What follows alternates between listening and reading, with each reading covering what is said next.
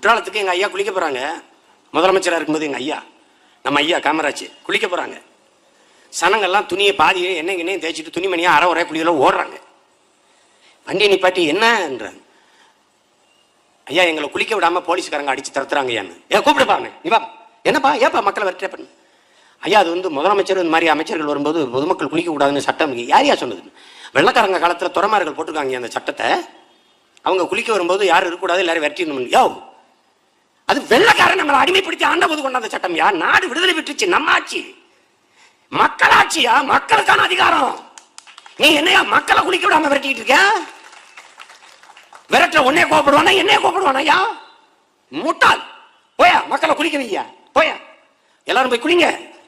சட்டம் ஐயா, சட்டம் வெங்காயம் கிழிச்சு போடியா, போடியா அன்னையிலிருந்து சட்டம் மக்கள் குளிக்கலாம். போயா சட்டத்தை அந்த இடத்துல நிறைவேற்றின தலைவன்.